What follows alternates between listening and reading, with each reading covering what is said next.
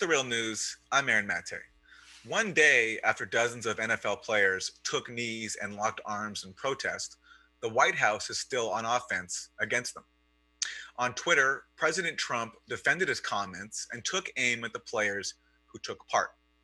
And speaking to reporters, Press Secretary Sarah Huckabee Sanders said the protest is misplaced. I think if the debate is really for them about police brutality, they should probably protest the officers on the field that are protecting them instead of the American flag. It's the first time a White House press secretary has seemingly encouraged athletes to protest police. But it's not the first time that professional athletes have taken part in protest. That is a tradition that goes back many decades. Joining me is Gerald Horne, author, historian, and professor of history and African American studies at the University of Houston. Professor Horne, welcome. Your thoughts on what we've seen transpire over the last few days, from Trump attacking the NFL to these players standing or kneeling in unison in response? Well, as you well know, this recent episode actually started some months ago when Colin Kaepernick, an African-American who played quarterback for the San Francisco 49ers, decided to protest the playing of the national anthem, which is customary during professional football games, and indeed most professional sports, because of police brutality inflicted upon African Americans in particular. This has led to his effectively being banished from the league. This led more specifically to Donald J. Trump a few days ago at a campaign rally in Huntsville, Alabama, charging that what Mr. Kaepernick was doing was somehow beyond the pale, and encouraging NFL football owners, as they're called, to fire players who are engaged in protest. This was like a toss-down gauntlet to many of the players, 75% of whom are African American, which led to these rounds of protests, not only in the United States, but in a game in London involving the Baltimore Ravens and the Jacksonville Jaguars.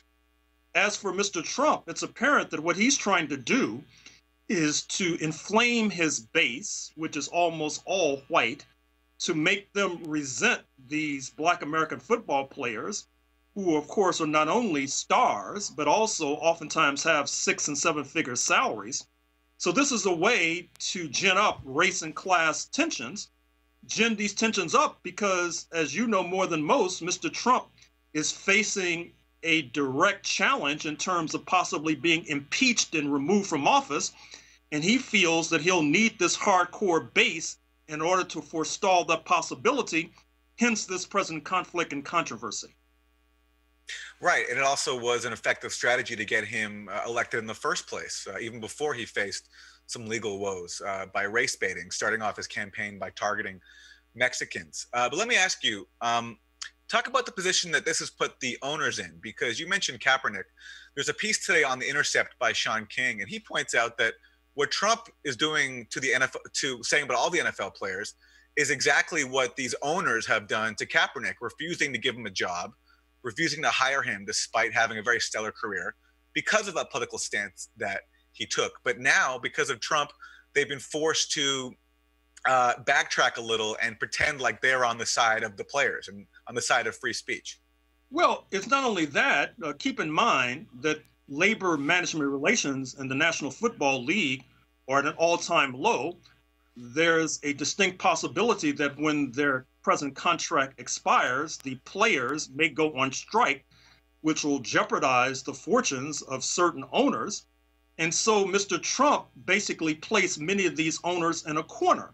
That is to say, he's encouraging them to take a more militant stance against their players over what in many ways is not the core of the issue. The core of the issue is not only how much the players are paid, because they're the ones generating the revenue, but it's also the working conditions. Recall that in that Huntsville speech, Mr. Trump totally overlooked all the evidence pointing to brain damage with regard to those who play professional football, and says he would like to see more hitting.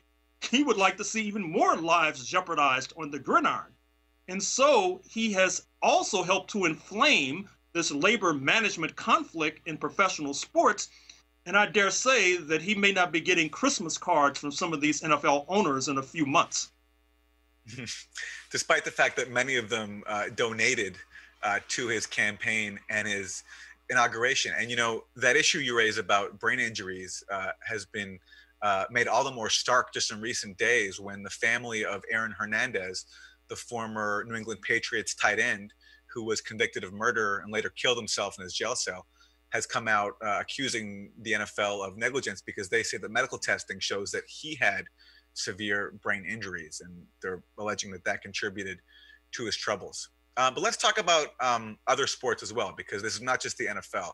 In recent days, you had the NBA becoming actively involved in this issue. Steph Curry of the Golden State Warriors, their star point guard, said that he would not go to the White House, after which Trump said he was no longer invited, after which LeBron James of the Cavs, he responded and called out President Trump. And let me go to a clip of LeBron James speaking today on this topic. It's the land of the free, but we still have problems just like everybody else. And when we have those problems, we have to figure out a way how we come together and be as great as we can be as the people. Because the people run this country, not one individual, and damn sure not him. So that's LeBron James speaking today. And I also want to go to the head coach of the San Antonio Spurs, Greg Popovich. He also was speaking about this today. And he made some interesting comments that we don't often hear from a sports figure about race in the U.S. People have to be made to feel uncomfortable, and especially white people, because we're comfortable. We still have no clue of what being born white means. And if you read some of the recent literature, you'll realize it really is no such thing as whiteness. But we've kind of made it up. That's not my original thought, but it's true. And it's hard to sit down and decide that, yes, it's like you're at the 50-meter mark in a 100-meter dash. And you got that kind of a lead. Yes, because you were born white. So that's Greg Popovich, head coach of the San Antonio Spurs, one of the league's most, revered and celebrated coaches. Before that, LeBron James, the game's top player for many years. Gerald Horne, your thoughts in hearing this kind of conversation come out of this moment right now from people so high in the NBA? Well, actually, I was sort of bowled over hearing what Greg Popovich had to say. I never thought I'd hear an NBA coach give an analysis of the literature concerning construction of whiteness, which historians like myself and many others have been working on for a number of years. That is to say that he is correct. This is an original form of identity politics, this construction of whiteness.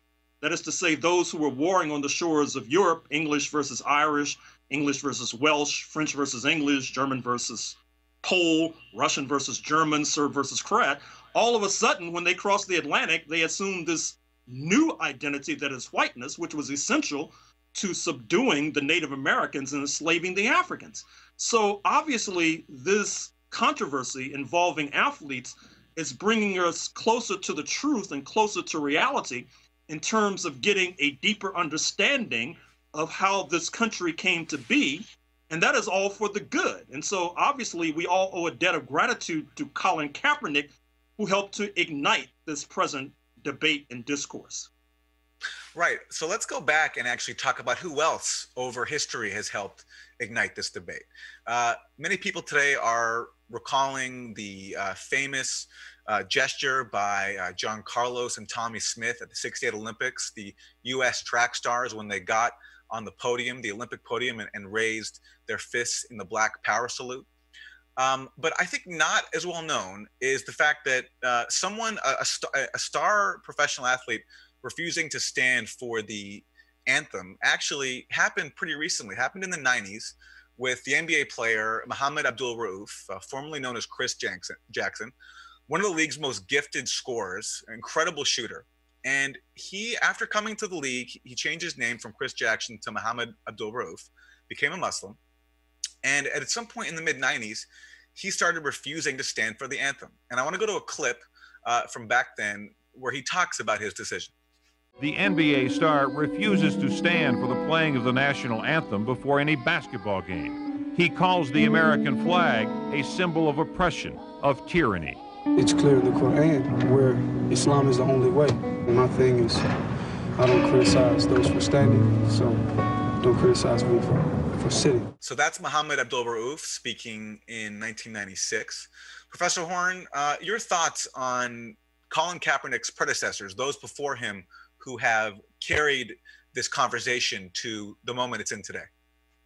Well, in the 20th century, of course, we begin with Jack Johnson, born in Galveston, Texas, the man who becomes heavyweight boxing champion in the early 1900s, who then is subjected to the indignity of promoters seeking to find a so-called great white hope to defeat him. He's eventually convicted of trumped-up charges, which causes him to flee to Mexico during the Revolutionary Decade, where he aligns himself with Mexican revolutionaries and seeks to set up a base of opposition to U.S. Jim Crow and racism in Mexico. A regime change in Mexico forces him to leave the country. He has to come back here where he's imprisoned.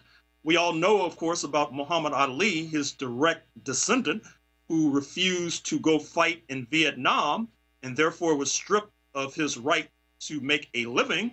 You mentioned Mahmoud Abdul-Rauf, who, of course, opposed the standing for the anthem and saluting the flag when he was a basketball star for the Denver Nuggets in particular. Recall that he had also played at Louisiana State University, where he also was a star performer. So there is a long line of activism that Colin Kaepernick is now contributing to, and that obviously will continue indefinitely as long as injustice continues.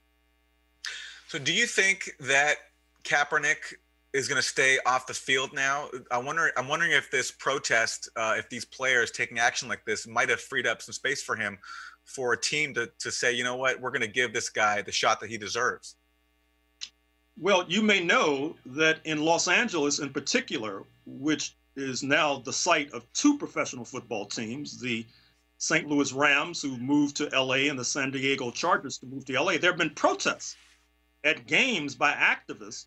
These activists are wondering why Colin Kaepernick has not been given a job when you have these brand X quarterbacks who happen to be melanin deficient, who are making 6- and 7-figure salaries as quarterbacks as they steadily lead their teams to defeat. If he is hired by another team, I suspect that it may be a team like the Seattle Seahawks, who put out a very strong statement yesterday, by the way, with regard to the issues we're now debating. And there might be a possibility that the LA teams may surrender to mass pressure and also offer Mr. Kaepernick a job. We can only hope so, and we can only continue to pressure those teams to do the right thing. So finally, Professor Horne, speaking of mass pressure, I was thinking this. I think one day it might be interesting to do a media study to see how the coverage of Colin Kaepernick back, a year ago when he was doing this protest on his own, refusing to stand for the anthem, when President Obama was in office. So this was a while ago now. And compare that to how the coverage of yesterday's protest by all these players got. And I suspect that once all these players got together and did this in unison, it got probably a lot better coverage and sympathetic coverage, even in the liberal media, because it's easy to demonize one person. When people stand together, though, it's hard to ignore. Well, I think there's something to that, but keep in mind as well that there is a certain kind of opposition in the New York Times and the Washington Post and CNN and MSNBC to the current occupant of the Oval Office. And given his inflammatory remarks, and given the fact that he's consciously and intentionally inflaming race tensions and class tensions too, I might add, that there are members of the U.S. ruling elite who have had enough of Mr. Trump. And I think that might also help to account for the sympathetic attention. And then, of course, there's the global angle. The protests began actually in London with a game between the Jacksonville Jaguars and the Baltimore Ravens. I think that is a factor as well, not to mention the fact that certain billionaire owners have also joined the protests, even though, as you suggested, many of them made substantial donations to Mr. Trump's inauguration. So if you add all of those factors together, I think that helps to explain not only the press coverage, but also why we're debating this issue right now. Gerald Horne, author, historian, professor of history and African American studies at the University of Houston. Thank you. Thank you. And thank you for joining us on The Real News.